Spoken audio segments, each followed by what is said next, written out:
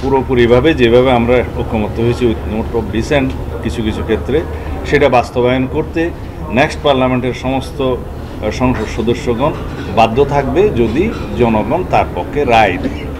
তো সেই জন্য একই সংসদ নির্বাচনের দিনে একই দিনে আমরা আরেকটা আলাদা ব্যালেটে সেই জুলাই জাতীয় সনদের পক্ষে জনরায়টা নেয়ার জন্য বলেছে, সেটাই রেফারেন্ডাম।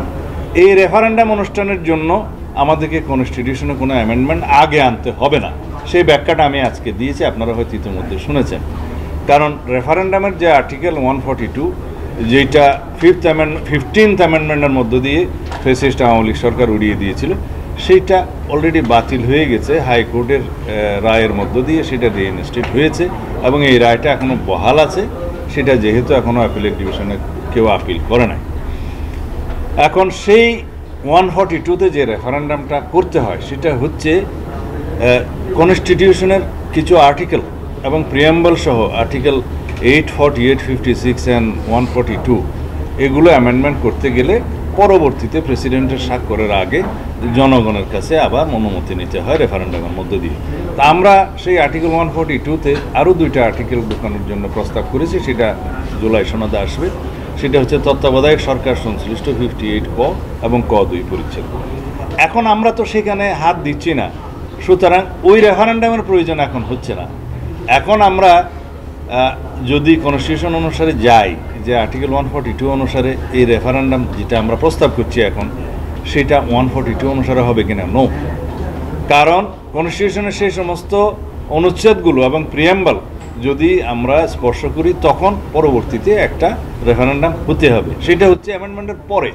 কিন্তু এখন জাতির কাছে প্রশ্ন হচ্ছে যে এই গণভোট আমরা জনরায়ের জন্য অপেক্ষা যেটা করছি জুলাই সনদ বাস্তবায়নের জন্য, এখানে রেফারেন্ডাম করতে তো মানা নাই সংবিধানে, আর কোথাও এগুলো বাদ দিয়ে রেফারেন্ডাম করা যাবে না এমন কোনো তো প্রশ্ন নাই, এমন কোনো বিধান নাই।